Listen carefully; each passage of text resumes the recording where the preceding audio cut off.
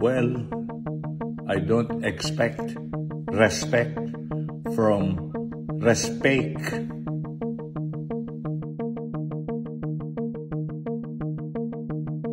Sinupalpal at walang kabang binanata ni Joey De Leon ang mga sinabi ni Paulo Contis sa variety show na Eat Bulaga ng Tape Inc.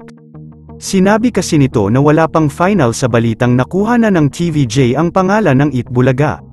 Kinansela na kasi ng IPO ang franchise ng Tape Inc. sa Eat Bulaga.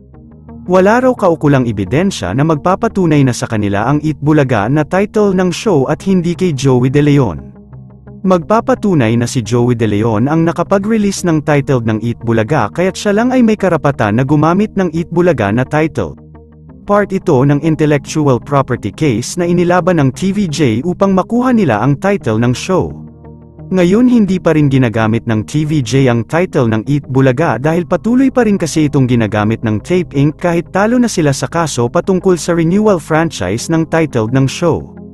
Sa mga sinabi ni Paulo Contis, inuulan na naman ng pangbabatikos ang controversial comedian actor host.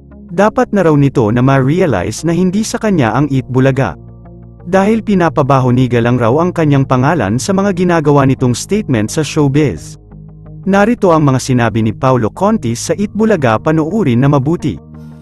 Maiksi lang to. Mahaba pa po ang laban. Ibig sabihin, legally, wala pang final. Okay? Pero, ito lang po ang pangako namin. Ano man ang mangyari, ang nasimulan po namin na tulong at saya ay itutuloy lang po namin araw-araw. Dahil yun naman po ang dahilan kung bakit kami pumapasok araw-araw. Kayo po ang dahilan kaya nandito kami. Hiniling ni Vic Soto na magbigay ng respeto ang mga kapwa niya artista sa palabas na Eat Bulaga ng Tape Inc. Hiling ng fans sana raw ay matapos na ang laban ng TVJ patungkol sa agawan ng title ng show. Yun lamang po. Ano ang masasabi mo sa balitang ito? Comment mo sa ibaba. Huwag kakalimutan i-like ang video na ito. Maraming salamat po sa panunood. Anong pinaka-importanting salita ngayon kesa sa vindicated? Ano yun? Respeto.